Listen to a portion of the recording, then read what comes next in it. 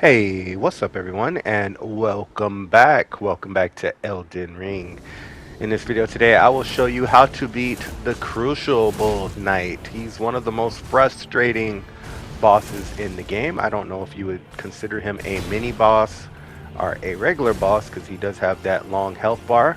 I am doing this fight past level 50 because I was having a hard time beating him prior to that, and I'm still having a hard time. Look at all that damage he does, and I have like over 700 HP.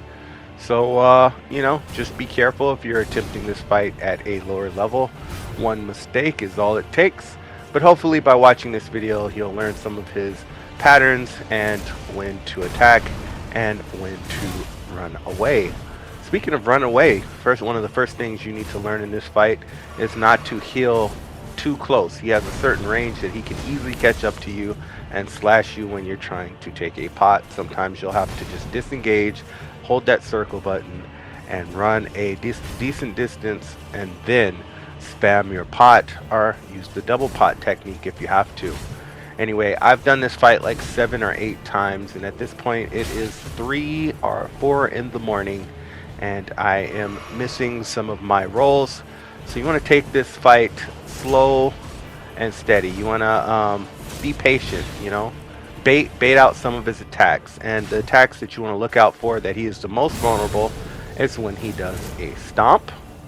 After he does this flying attack, when he does the stomp you can jump in on him, and then after he does the flying attack sometimes he'll do a single tail whip. As his health gets lower he'll start doing a double tail whip, but if you keep fighting this guy for as long as I have, you'll get a certain rhythm.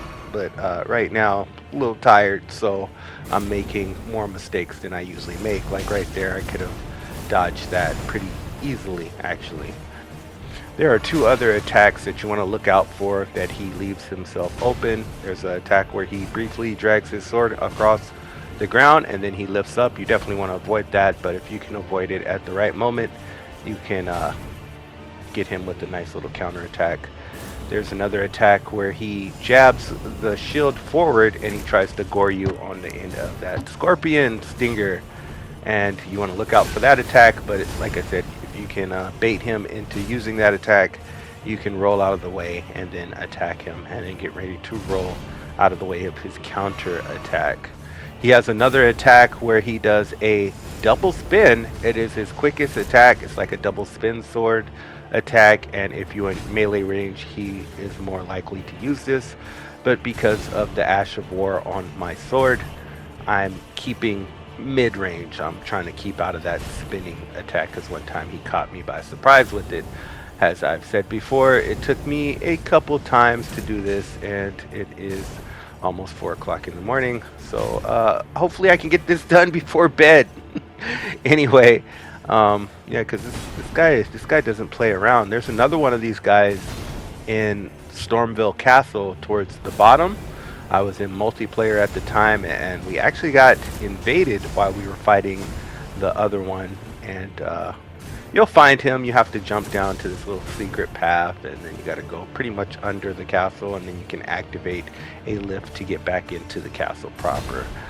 Little tip, little spoiler, I guess. Supposedly, I don't really think it's a spoiler. If you're investigating that castle, you'll find it eventually. There's what is it, like 3 secret bosses in that castle too, so you want to be careful about certain places. There's a graveyard and the boss after the graveyard, and the rats gave me the most trouble. The Crucible Knight probably would have gave me trouble, but like I said, I was in co-op, and we were fighting him and the Bloody Finger Invader at the same time, and we just got lucky.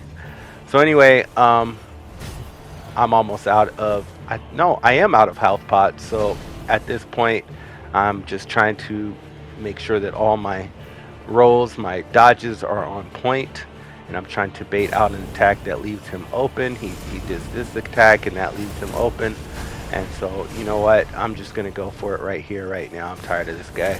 Boom, took him out, and that's how you do it. That's how you do it. And of course I have to do the dance of shame on his corpse, and you get his tail whip ability. If you liked what you've seen today, then consider hitting that subscribe button because there will be more videos like this. And be sure to leave a like as it helps the YouTube algorithm.